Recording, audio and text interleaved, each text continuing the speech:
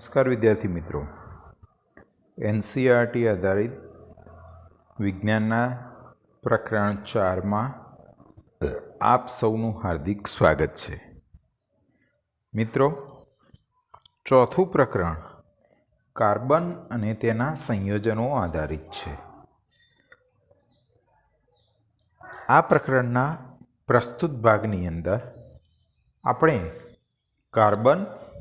કાર્બનના ગુણધર્મો અને સહસંયોજક બંધ વિશે ચર્ચા કરવા જઈ રહ્યા છીએ.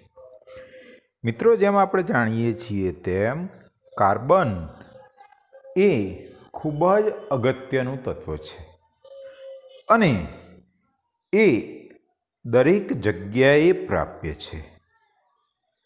તમામ સજીવ સંરચનાઓ કાર્બન આધારિત છે. દરેક સજીવના પાયામાં આ તત્વ આવેલું છે એમ કહી શકાય.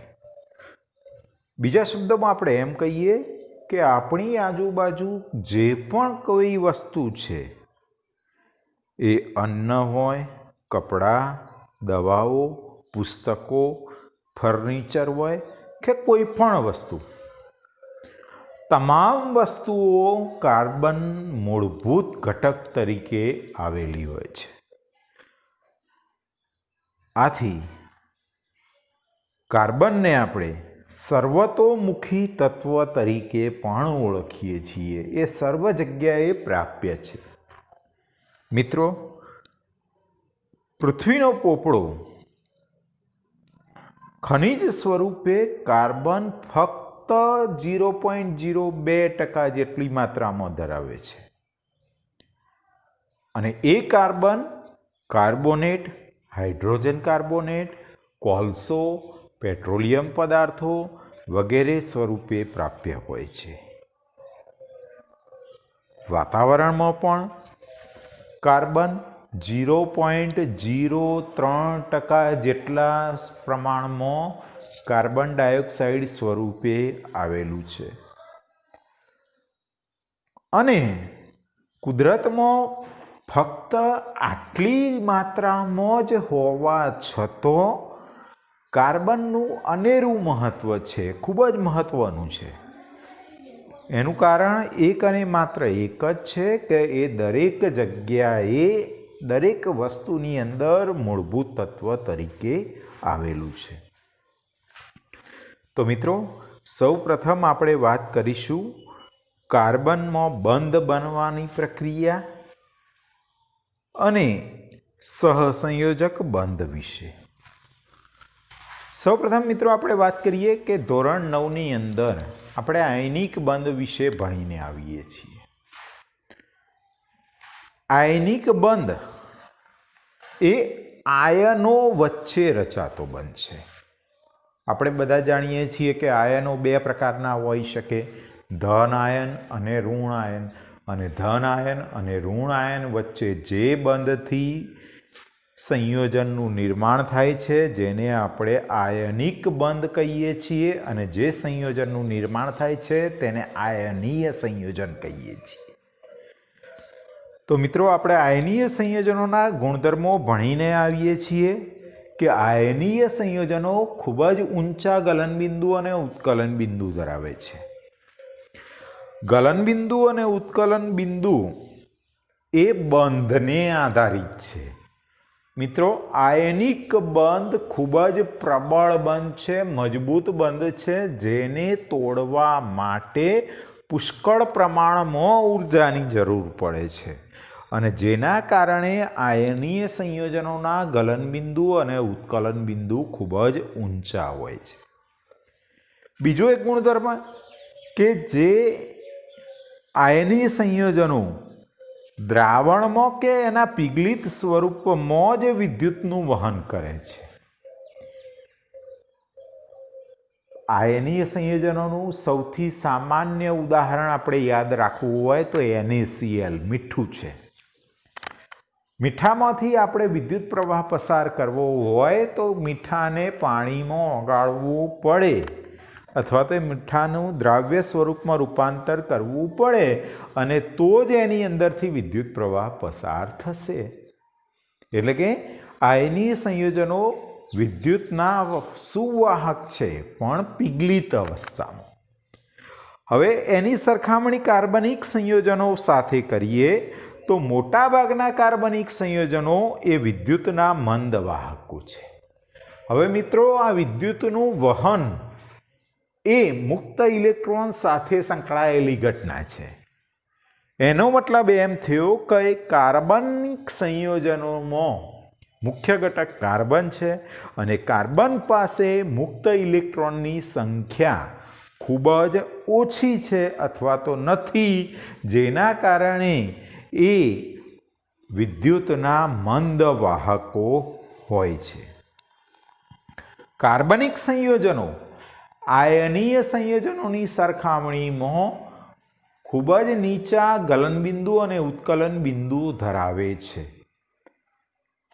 એનો મતલબ એમ થયો મિત્રો કે કાર્બનિક સંયોજનોમાં જે બંધનું નિર્માણ થાય છે એ બંધ આયનિક બંધની સરખામણીએ નિર્બળ છે અને જેના કારણે એ નિર્બળ બંધ તોડવા માટે ઓછી ઉર્જા આપવી પડે છે અને એના કારણે કાર્બનિક સંયોજનોના ગલનબિંદુ અને ઉત્કલન બિંદુ નીચા હોય છે.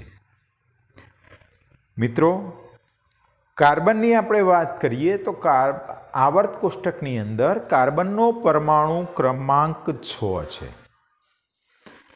6 પરમાણુ ક્રમાંક છે એટલે એની ઇલેક્ટ્રોન રચના 2 4 થશે. એનો મતલબ કે પહેલી કક્ષા કે કક્ષા 2 ઇલેક્ટ્રોનથી સંપૂર્ણ ભરાયેલી છે અને બીજી કક્ષા એલ કક્ષા 4 ઇલેક્ટ્રોન ધરાવે છે. મિત્રો, આપણે જાણીએ છીએ તેમ બીજી એટલે કે એલ કક્ષા મહત્તમ 8 ઇલેક્ટ્રોન ધરાવે છે, એટલે કે હજુ પણ 4 ઇલેક્ટ્રોન ખાલી છે. કોઈ પણ તત્વ રાસાયણિક રીતે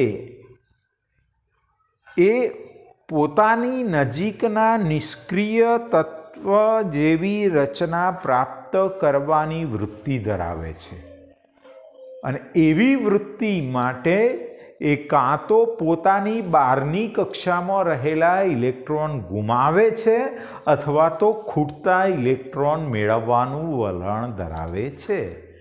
મિત્રો, આપણે આગળના ધોરણમાં ભણીને જ આવ્યા છીએ કે જો કોઈ પણ તત્વ બહારની કક્ષામાંથી ઇલેક્ટ્રોન ગુમાવશે તો ધન આયન બનાવશે, જો એ ઇલેક્ટ્રોન મેળવશે તો ઋણ આયન બનાવશે.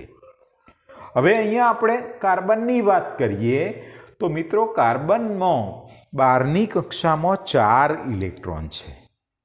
એટલે કાર્બન કાં તો 4 ઇલેક્ટ્રોન ગુમાવશે અથવા 4 ઇલેક્ટ્રોન મેળવશે.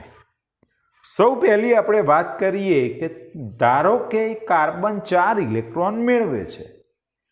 કાર્બન 4 ઇલેક્ટ્રોન મેળવે તો C-4 એટલે કે ઋણ આયન બનાવશે. હવે આપણે વાત કરીએ કે કાર્બનનો પરમાણુ ક્રમાંક 6 છે એટલે એના કેન્દ્રમાં 6 પ્રોટોન હશે. હવે 6 પ્રોટોન ધરાવતો પરમાણુ કેન્દ્ર બીજા 4 ઇલેક્ટ્રોન મેળવે છે, એટલે કે એની કક્ષામાં તો 6 ઇલેક્ટ્રોન તો હતા જ, બીજા 4 ઇલેક્ટ્રોન એ મેળવે છે. એટલે આ વધારાના 4 ઇલેક્ટ્રોન સમાવવા એના માટે ખૂબ જ મુશ્કેલ થઈ જશે, જેના કારણે કાર્બન 4 ઇલેક્ટ્રોન મેળવશે નહીં. અન્ય ઓપ્શન એટલે કે ધારો કે કાર્બન 4 ઇલેક્ટ્રોન ગુમાવે છે. હવે અહીંયા આપણે વાત કરી હતી એમ કે કોઈ પણ તત્વ ઇલેક્ટ્રોન ગુમાવે તો એના ઉપર ધન ઘાત આવે, એટલે કે કાર્બન C+4 ધન આયન બનાવે છે. પણ 4 ઇલેક્ટ્રોન દૂર કરી પરમાણુના કેન્દ્રમાં 6 પ્રોટોન વડે, એનો પરમાણુ ક્રમાંક 6 છે એટલે કેન્દ્રમાં 6 પ્રોટોન છે અને બહાર 6 ઇલેક્ટ્રોન હશે. હવે 6 ઇલેક્ટ્રોનમાંથી એ 4 ઇલેક્ટ્રોન ગુમાવે તો બાકી રહે એના પાસે 2 ઇલેક્ટ્રોન. બે ઇલેક્ટ્રોન વાળો ધન વીજભાર કેટાયન બનાવવા માટે કાર્બનને પુષ્કળ પ્રમાણમાં ઉર્જાની જરૂર પડશે, કારણ કે એ પોતાના 4 ઇલેક્ટ્રોન ગુમાવે છે. 50% કરતો પણ વધુ ઇલેક્ટ્રોન ગુમાવવા માટે પુષ્કળ ઉર્જાની જરૂર પડશે, જે રાસાયણિક રીતે મિત્રો શક્ય નથી. એટલે કાર્બન હવે એની બહારની કક્ષામાં નિષ્ક્રિય વાયુ જેવી રચના પ્રાપ્ત કરવા માટે જે ખૂટતા ઇલેક્ટ્રોન છે એ ખૂટતા ઇલેક્ટ્રોન માટે બીજા કાર્બન પરમાણુ કે બીજા તત્વ સાથે ઇલેક્ટ્રોનની ભાગીદારી કરીને આ સમસ્યાનો ઉકેલ મેળવવા માટે પ્રયત્ન કરશે. અને મિત્રો, ઇલેક્ટ્રોનની ભાગીદારીથી રચાતો બંધ, જેને આપણે કહીએ છીએ સહસંયોજક બંધ. બરાબર? એટલે અહીંયા ધોરણ 9માં શીખેલા બંને બંધનું પુનરાવર્તન થઈ ગયું, આયનિક બંધ અને સહસંયોજક બંધ. ઇલેક્ટ્રોનની ભાગીદારીથી રચાતો બંધ એટલે સહસંયોજક બંધ. એટલે કાર્બનમાં સહસંયોજક બંધ જોવા મળે છે. એટલે કે કાર્બન 4 ઇલેક્ટ્રોન સહસંયોજક બંધની મદદથી મેળવે છે. બરાબર? માત્ર કાર્બન જ નહીં, અન્ય કેટલાય તત્વો આ રીતે ઇલેક્ટ્રોનની ભાગીદારી કરી અને અણુઓનું નિર્માણ કરે છે. ભાગીદારીમાં નિર્માણ પામતા અણુઓ બંને પરમાણુઓની બાહ્યતમ કક્ષાના ઇલેક્ટ્રોન હોય છે અને બંને પરમાણુઓ નિષ્ક્રિય વાયુ જેવી રચના પ્રાપ્ત કરતા હોય છે. તો મિત્રો, આ રીતે નિષ્ક્રિય વાયુ જેવી રચના પ્રાપ્ત કરવા માટે ઇલેક્ટ્રોનની ભાગીદારી થાય છે અને સહસંયોજક બંધનું નિર્માણ થાય છે. તો આપણે આજે સહસંયોજક બંધ વિશે ખાસ ઊંડાણપૂર્વક શીખવાનું છે. જુદા જુદા ઉદાહરણ લઈને શીખવાનું છે કે જેથી કરીને આ કાર્બનિક સંયોજન પ્રકરણ એ આપણા માટે ખૂબ જ રસપ્રદ બની જાય, ખૂબ જ આસાન બની જાય. સૌ પહેલી આપણે વાત કરીએ હાઇડ્રોજનની. મિત્રો, આપણે જાણીએ છીએ તેમ હાઇડ્રોજનનો પરમાણુ ક્રમાંક 1 છે. કોઈ પણ બંધની રચના જાણવા માટે એનો પરમાણુ ક્રમાંક અને એની ઇલેક્ટ્રોન રચના આવડવી જરૂરી છે. હાઇડ્રોજનનો પરમાણુ ક્રમાંક 1 છે. પરમાણુ ક્રમાંક 1 છે એટલે એનો મતલબ એમ થયો કે એના કેન્દ્રમાં 1 પ્રોટોન છે અને એની આજુબાજુ 1 ઇલેક્ટ્રોન ફરે છે. હાઇડ્રોજનને પોતાના નજીકના નિષ્ક્રિય તત્વ હિલિયમ પરમાણુ ક્રમાંક 2 છે. એના જેવી રચના પ્રાપ્ત કરવા માટે એને 1 ઇલેક્ટ્રોન મેળવવો પડશે. હવે ભાગીદારીનો નિયમ છે કે તમારે જેટલા ઇલેક્ટ્રોનની ભાગીદારી કરવાની હોય એટલા ઇલેક્ટ્રોન તમારે ભાગીદારીમાં આપવા પડે. એટલે હાઇડ્રોજને 1 ઇલેક્ટ્રોન મેળવવાનો છે એટલે પોતાના પરમાણુનો 1 ઇલેક્ટ્રોન ભાગીદારીમાં આપવો પડશે. એટલે એક હાઇડ્રોજન 1 પરમાણુ ભાગીદારીમાં આપે છે, સામે બીજો હાઇડ્રોજન પરમાણુ 1 ઇલેક્ટ્રોન ભાગીદારીમાં આપે છે અને આમ 2 ઇલેક્ટ્રોનની ભાગીદારી થાય છે. મિત્રો, આકૃતિમાં આપણે દર્શાવેલું છે એમ 2 ઇલેક્ટ્રોન જે ભાગીદારીના ઇલેક્ટ્રોન છે એ બરાબર વચ્ચે આવેલા હોય છે. બરાબર? જે કોઈ એક પરમાણુના નથી પણ બંને પરમાણુના ભાગીદારીના છે. અને 2 ઇલેક્ટ્રોનની ભાગીદારી થઈને એક બંધનું નિર્માણ થાય છે.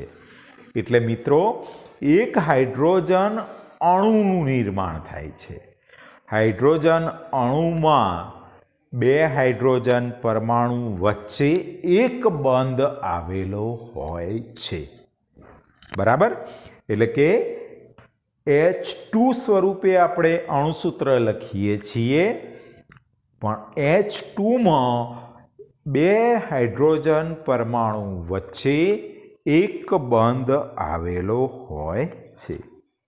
મિત્રો, ખાસ અગત્યની વાત કે ભાગીદારીમાં જે ઇલેક્ટ્રોન આપણે દર્શાવીએ છીએ તે ઇલેક્ટ્રોન ચોકડી કે ટપકા વડે આપણે દર્શાવીએ છીએ.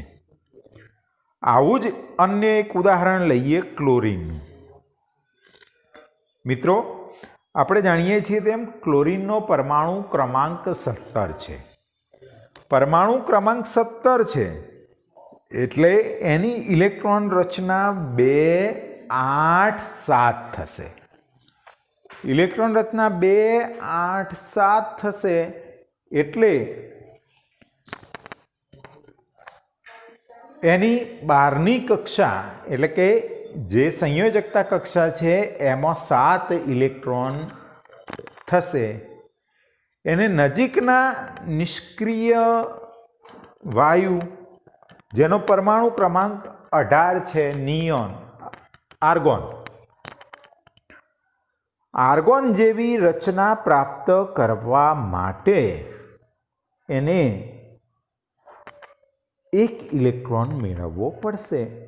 અને આ એક ઇલેક્ટ્રોન મેળવવા માટે એને એક ઇલેક્ટ્રોન ભાગીદારીમાં મૂકવો પડશે.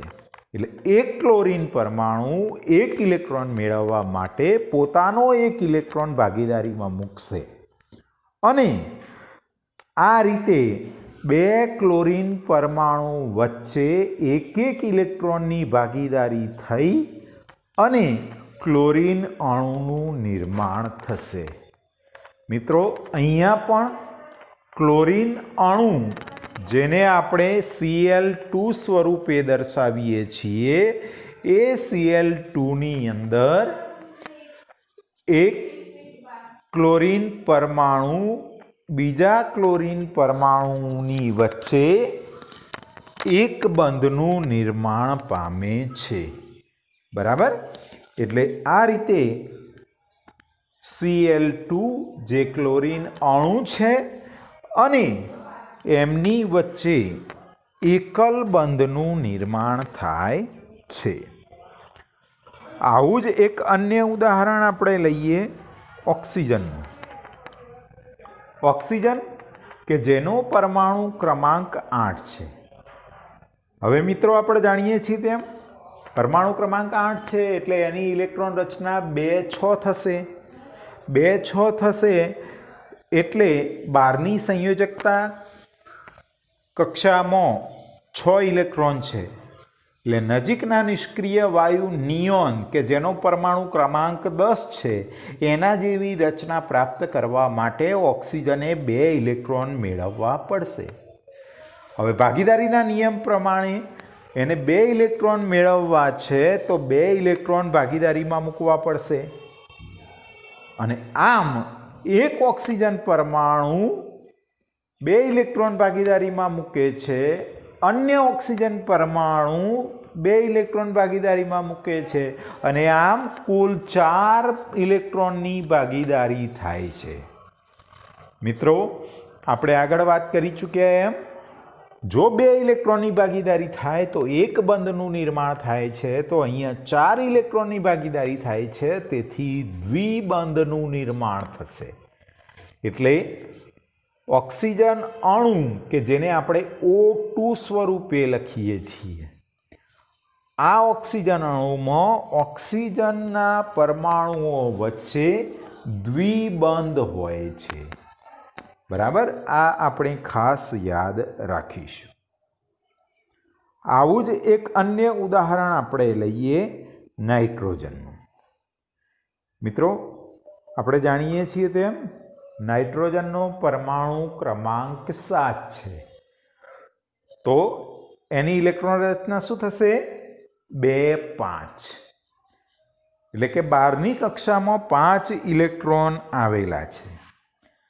એને નજીકના નિષ્ક્રિય વાયુ જેવી રચના પ્રાપ્ત કરવા માટે એટલે કે નિયોન પરમાણુ ક્રમાંક 10 જેવી રચના પ્રાપ્ત કરવા માટે 3 ઇલેક્ટ્રોનની જરૂર છે.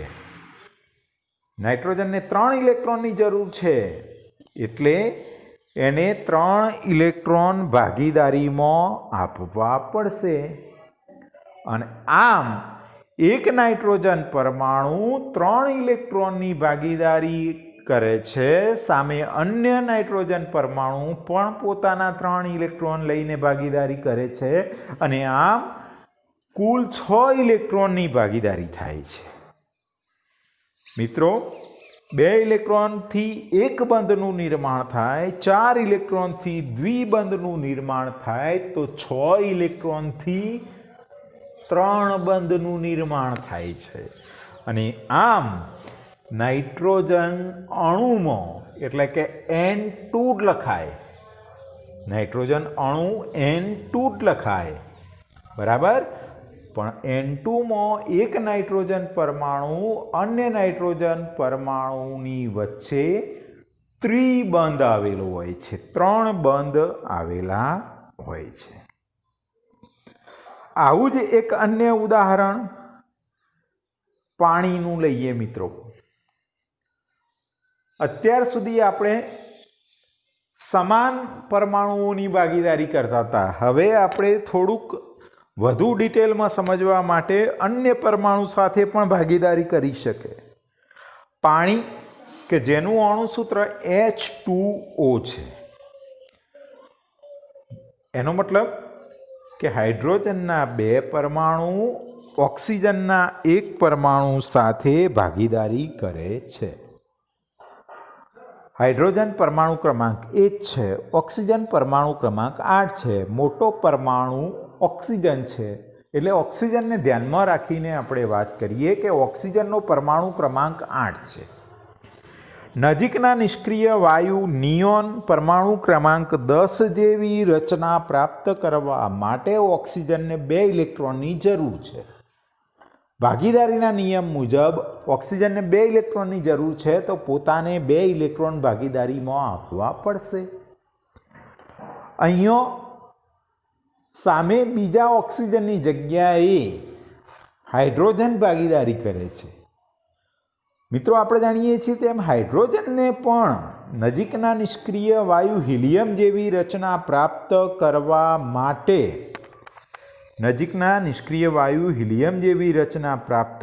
માટે એક ઇલેક્ટ્રોનની જરૂર છે.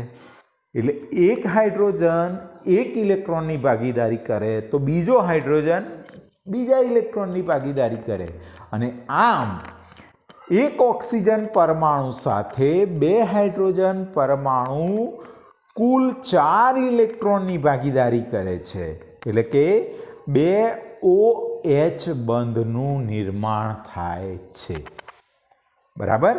અને આમ 2 OH બંધ વડે HOH, જેને આપણે અણુસૂત્ર સ્વરૂપે H2O લખીએ છીએ અને જેને આપણે પાણી તરીકે ઓળખીએ છીએ, એવા અણુનું નિર્માણ થાય છે.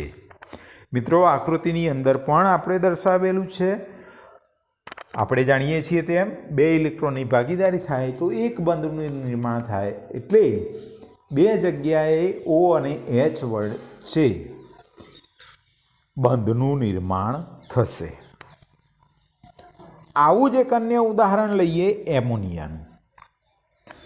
એમોનિયા કે જેનું અણુસૂત્ર NH3 છે, બરાબર. NH3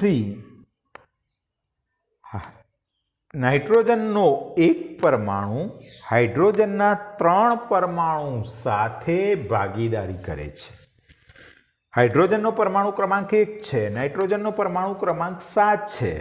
મોટો પરમાણુ નાઇટ્રોજનનો છે એટલે નાઇટ્રોજનને આપણે ધ્યાનમાં રાખીને વાત કરીએ તો નાઇટ્રોજનનો પરમાણુ ક્રમાંક 7 છે. ઇલેક્ટ્રોન રચના 2 5 થશે.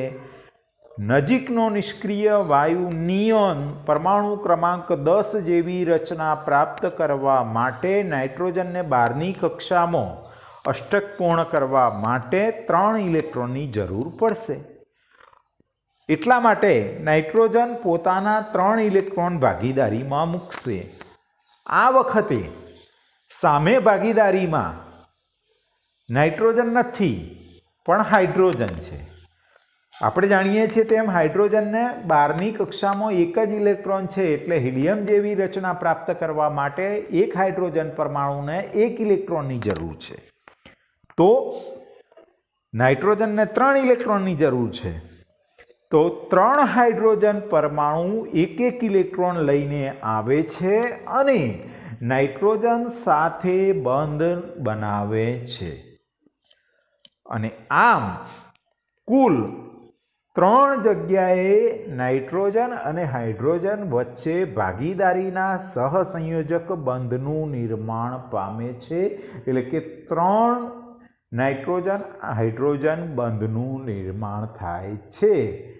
અને જેમ આપણે જાણીએ છીએ તેમ અણુસૂત્ર સ્વરૂપે આપણે NH3 જેને આપણે એમોનિયા તરીકે ઓળખીએ છીએ અને એમોનિયાના અણુનું નિર્માણ થાય છે.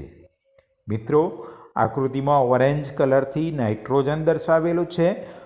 બહારની કક્ષામાં નાઇટ્રોજનના 5 ઇલેક્ટ્રોન ઓરેન્જ કલરથી દર્શાવેલા છે અને બ્લુ કલરથી હાઇડ્રોજન એક ઇલેક્ટ્રોન લઈને આવે છે અને 3 NH બંધનું નિર્માણ કરે છે અને NH3 એમોનિયાના અણુનું નિર્માણ કરે છે.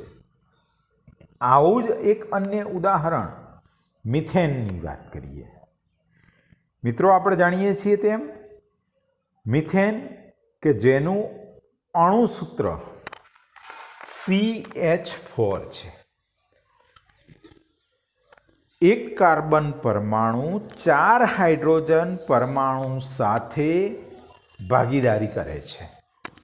હાઇડ્રોજનનો પરમાણુ ક્રમાંક 1 છે, કાર્બનનો પરમાણુ ક્રમાંક 6 છે. મોટો પરમાણુ કાર્બનનો થયો, એટલે કાર્બનને ધ્યાનમાં રાખીને આપણે ઇલેક્ટ્રોન રચનાની વાત કરીએ તો કાર્બનનો પરમાણુ ક્રમાંક 6 છે, તો એની ઇલેક્ટ્રોન રચના થશે 2 4. બરાબર, 2 4 એટલે કે કાર્બનની બહારની કક્ષામાં અષ્ટક પૂર્ણ કરવા માટે 4 ઇલેક્ટ્રોનની જરૂર છે. એટલે કે કાર્બન જો 4 ઇલેક્ટ્રોન મેળવે તો એ નજીકના નિષ્ક્રિય વાયુ નિયોન જેવી રચના પ્રાપ્ત કરે છે. અહીંયા સામે એક હાઇડ્રોજનને 1 ઇલેક્ટ્રોન મેળવે તો એ હિલિયમ જેવી રચના પ્રાપ્ત કરે છે. એટલે કે કાર્બનને 4 ઇલેક્ટ્રોનની જરૂર છે, સામે હાઇડ્રોજનને 1 ઇલેક્ટ્રોનની જરૂર છે, તો 4 હાઇડ્રોજન 4 ઇલેક્ટ્રોન લઈને ભાગીદારી કરે છે અને કાર્બન સાથે એ સહસંયોજક બંધ બનાવે છે. મિત્રો, અહીંયા 4 કાર્બન અને હાઇડ્રોજન વચ્ચે સહસંયોજક બંધનું નિર્માણ પામે છે અને આમ કાર્બન ચતુષ્બંધનું નિર્માણ કરે છે. બરાબર, એક હાઇડ્રોજન એક બંધ CH બંધનું નિર્માણ કરે, 4 હાઇડ્રોજન 4 CH બંધનું નિર્માણ કરે છે અને CH4 એટલે કે મિથેનના અણુનું નિર્માણ કરે છે. તો મિત્રો, આજે આપણે ખૂબ જ રસપ્રદ મુદ્દો સહસંયોજક બંધ અને એના જુદા જુદા ઉદાહરણથી આપણે સહસંયોજક બંધનો પાયો ખૂબ જ મજબૂત બનાવવા માટે પ્રયત્ન કર્યો છે. આવા વધુને વધુ તમે ઉદાહરણ સમજવા માટે પ્રયત્ન કરશો કે જેથી કરીને આ પ્રકરણના આગળ જે કાર્બનિક સંયોજનો આપણે અભ્યાસ કરવા જઈ રહ્યા છીએ તેમાં તમારે કશું જ ગોખવાની જરૂર પડશે નહીં. જો આજનો આ મુદ્દો ખૂબ જ પસંદ આવ્યો હોય તો વધુને વધુ લાઈક કરો, શેર કરો, વધુમાં વધુ પુનરાવર્તન કરો કે જેથી કરીને ભવિષ્યમાં તમારા માટે એ ખૂબ જ કામનો આવી શકે અને આપણી આ ચેનલ સાથે જોડાયેલા રહો કે જેથી કરીને તમને વધુને વધુ અપડેટ્સ મળતા રહે. ફરી મળીશું વધુ માહિતી સાથે. ત્યાં સુધી રજા આપશો. Good bye.